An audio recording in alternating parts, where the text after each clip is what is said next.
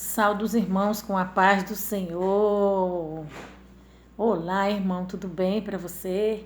Hoje em Brasília, 12 de março, né? 12 de março. Hoje está muito frio aqui, mas a presença do Espírito Santo vai aquecer os nossos corações com essa palavra poderosa que eu vou deixar para os irmãos ler no livro de Êxodo, capítulo 14, versículo 15, que fala a passagem pelo mar, né? Então disse o Senhor a Moisés: Por que clamas a mim? Diz aos filhos de Israel que marchem. E tu levanta a tua vara e estende a tua mão sobre o mar, e fende-o para que os filhos de Israel passem pelo meio do mar em seco. Glória a Deus. E eis que endurecerei o coração dos egípcios, e esses entrarão atrás deles, e eu serei glorificado em Faraó e em todo o seu exército, nos seus carros e nos seus cavaleiros, e os egípcios submergerão que eu sou o Senhor, e os egípcios saberão que eu sou o Senhor, quando for glorificado em Faraó nos seus carros, nos seus cavaleiros.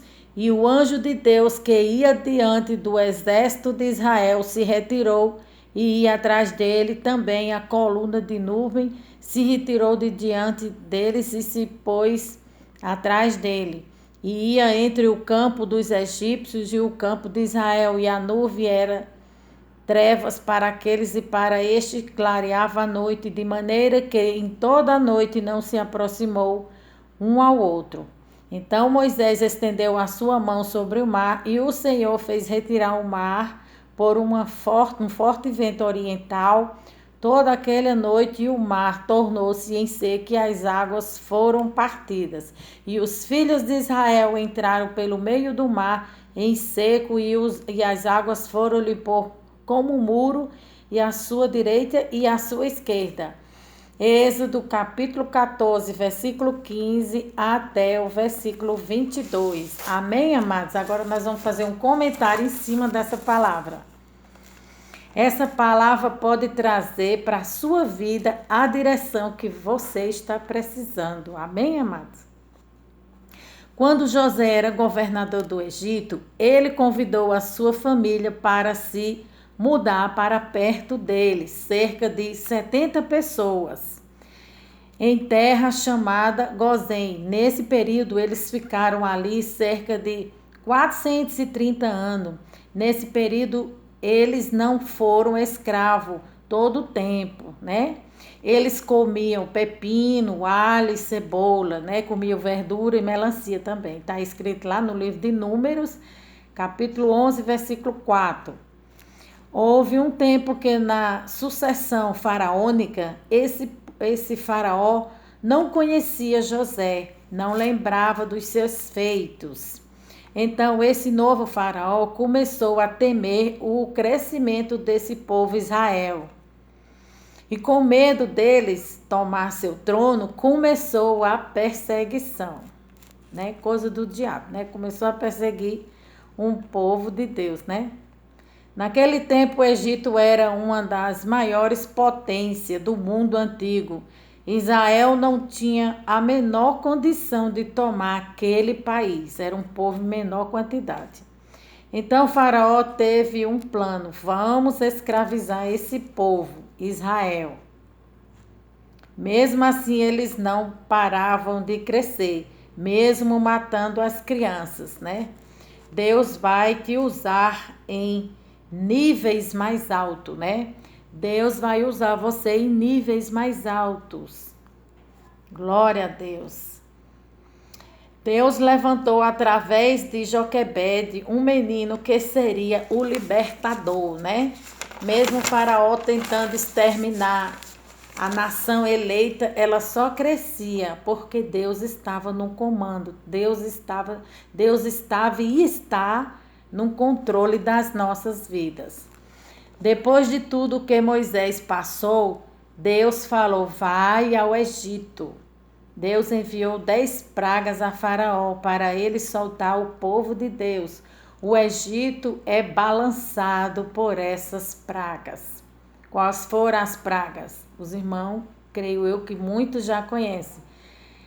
Águas em sangue, foram 10 pragas. Águas em sangue, as rãs, piolhos, moscas, as pestes nos animais, as úlceras, a saraiva, ao fogo, os gafanhotos, as trevas e a última praga, morte dos primogênitos. Todas essas pragas simbolizam demônios, né? Significa no mundo espiritual essas pragas que foram enviadas para o Egito, né, que só atingiu a Faraó e os seus. O povo de Deus que estava no Egito não foi atingido por essas pragas. Deus mandou ungir, colocar o sangue nos umbrais da casa, né? E simbolizando que ali o anjo da morte ia passar, ia ver o sangue, que simbolizava o sangue do cordeiro, né? Simbolizava, aí o anjo da morte passou e não matou o povo de Deus, porque o povo de Deus ali no Egito estava protegido pelo Senhor. Assim somos nós nos dias atuais. Pode vir a praga que vier, né? Por falar em praga, nós estamos vivendo ultimamente uma praga terrível, que é essa doença, coronavírus, e outra que vem através dela agora, né? Através do coronavírus saiu uma outra praga aí, que eu agora esqueci o nome, né? E essas pragas vêm sobre a nação, mas o povo de Deus passa, né? O povo de Deus atravessa esse mar vermelho, porque Deus cuida da gente. Assim como Deus protegeu o seu povo no Egito, ele cuida até os dias de hoje. Mas depois que o povo foi liberto, o Faraó teve que restituir os anos, meses e dias daquele povo. Meses e dias roubado daquele povo, o povo de Deus, né? Tudo que Faraó tirou do povo de Deus, Deus fez ele restituir, né? Deus restituiu. O processo de escravidão durou mais de 180 anos, né? Daquele povo. Os egípcios tremiam de medo e entregavam os vasos de ouro e vasos de prata e as mudas de roupa que tinha muito valor. Só quem tinha roupa naquele tempo eram pessoas de alto escalão, né? Pessoas ricas, nobres, reis, rainha, pessoas que tinham condições financeiras. Então, devido a tudo isso, que Deus balançou o Egito, a Labraçubierga, com essas pragas, né? Então, eles viram os egípcios que o Deus de Moisés era um Deus bem maior do que o deles. Então, eles, temendo, né, entregaram tudo para Moisés e falou: pode ir embora, vão embora, né? Ficaram com medo. Agora nós vamos ler aqui, no Êxodo 14, versículo 15. Então disse o Senhor a Moisés: porque clamas a mim, dize aos filhos de Israel que marchem. Então, nas mãos de Moisés já tinha o cajado. O símbolo do cajado significa autoridade, né? Nessa hora, Moisés ficou preocupado, né, com o que estava acontecendo com o povo e esqueceu da autoridade, né?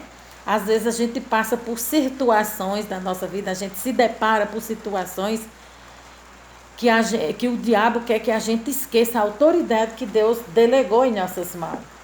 O cajado simboliza autoridade, auxílio, que as pessoas se apoiavam nele para andar, né? Para se exercitar, para andar. O cajado significa unção, coragem, identidade e proteção, né? Então Moisés, ele tinha uma autoridade muito grande em suas mãos. E Deus lembrou a ele que ele estava esquecido.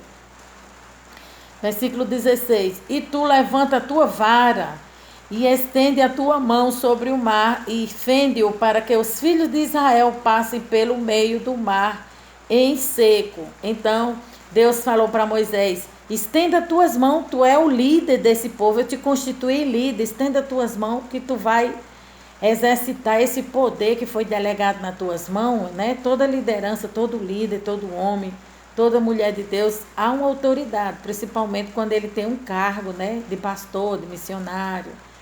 Tem uma unção, né, diferenciada, uma unção que Deus coloca na sua vida para ele combater o inimigo, para ele repreender o diabo. Então Moisés tocou com aquele cajado no mar, naquele imenso mar, no oceano muito grande, aquele mar, aquelas águas se abriram e fizeram 2 grandes paredão que dava para ver, creio eu, que dava para ver os peixes naquela parede e o povo atravessou em pé enxuto. Mas Faraó, Deus endureceu o coração de Faraó, porque o nome do Senhor estava sendo glorificado na vida de Faraó e dos seus, né? E eis que endurecerei, versículo 17, e eis que endurecerei o coração dos egípcios, e estes entrarão antes dele, e eu serei glorificado, né?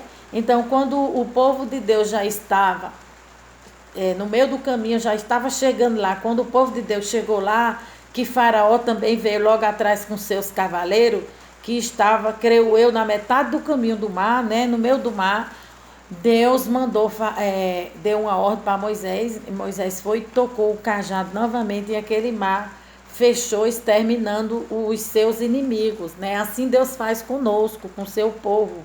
Satanás se levanta com seus exércitos, com seus demônios, mas Deus dá uma ordem em favor do seu povo, da sua igreja, dos seus eleitos.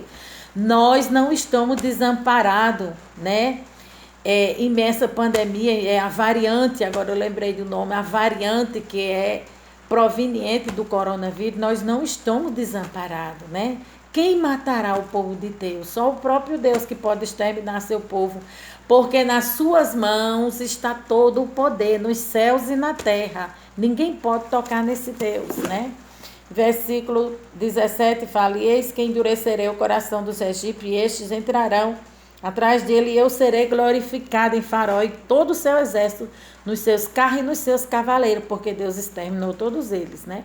Versículo 18, e os egípcios saberão que eu sou o Senhor, quando for glorificado em Faraó e nos seus carros e nos seus cavaleiros, que Faraó era muito arrogante, né? Esse Faraó se sentia um Deus, e Deus mostrou que Deus ali, que se fazia presente, era só ele. Ele era o maior e é o maior de todos, né? Até os nossos dias atuais.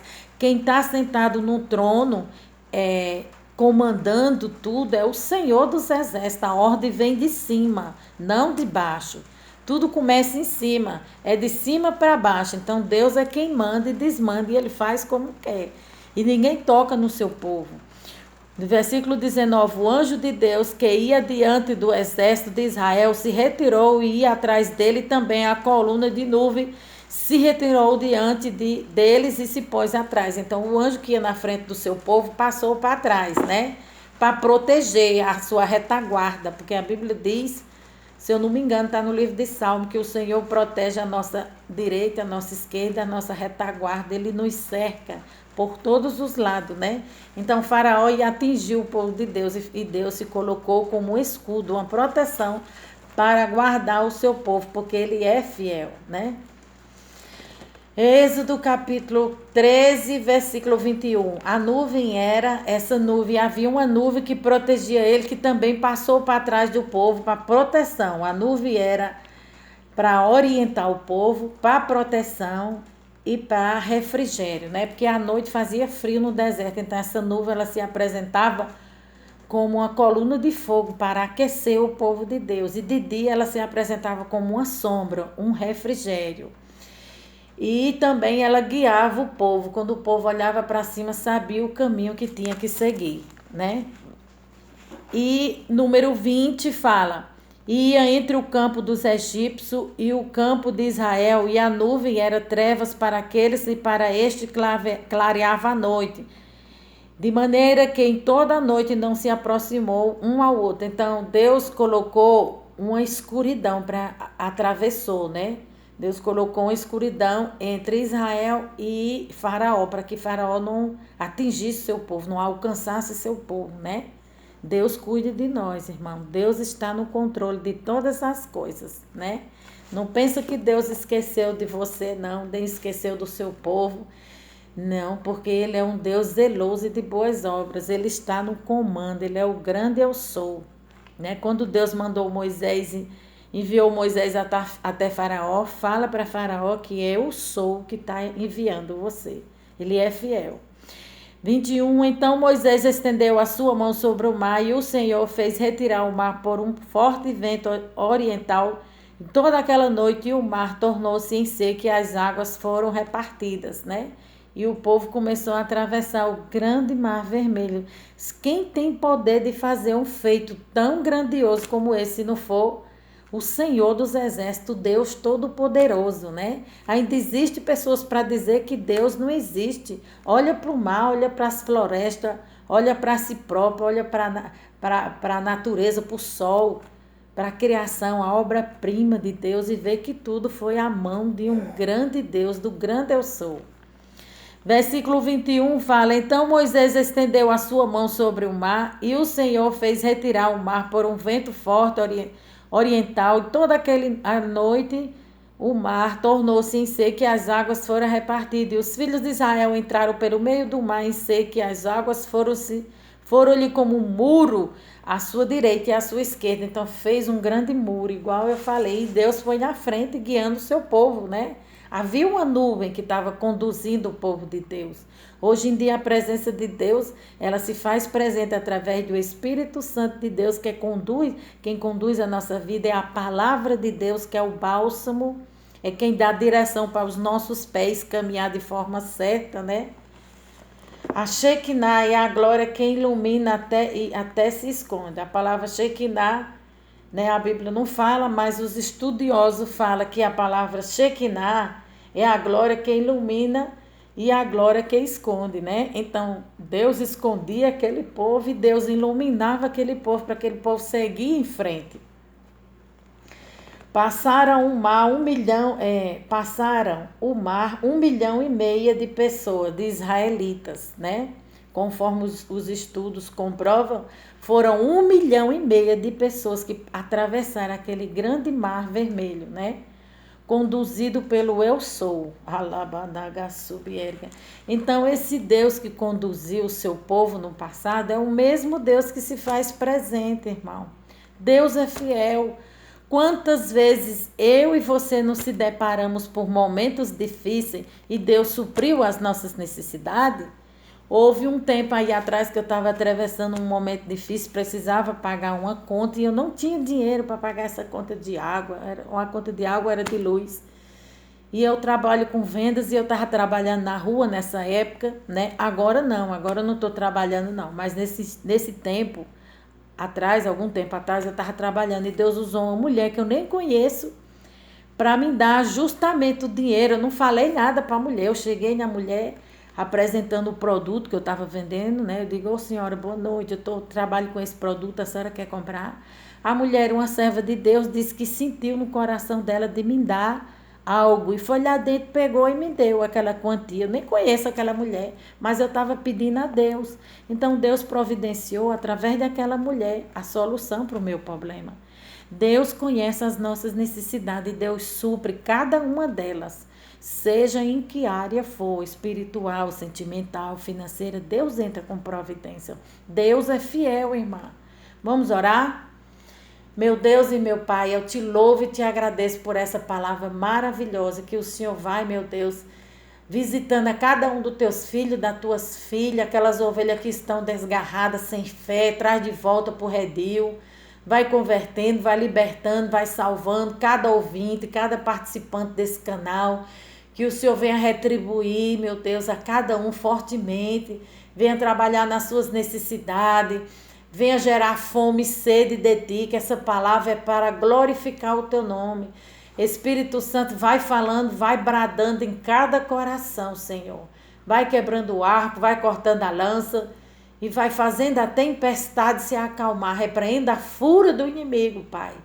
Vai convertendo, meu Pai, vai libertando e vai salvando através da tua preciosa palavra. É o que eu te peço e te agradeço em nome de Jesus. Amém. Guarda essa palavra no seu coração e que o Espírito Santo de Deus venha falar melhor em cada coração, né? Deus é fiel e Deus, ele sabe falar com cada um de nós. Deus supre as nossas necessidades conforme a nossa fé, né? Conforme a gente entrega a ele. Entrega teu caminho ao Senhor, Salmo 37. Entrega teu caminho ao Senhor, confia nele e o mais ele fará. O maná que ele enviou para aquele povo, ele envia ainda esse maná para a minha vida e para a tua vida. O maná do céu vai descer sobre a minha vida e sobre a tua vida, nesses últimos tempos, nessas últimas horas. Receba em nome de Jesus. Amém.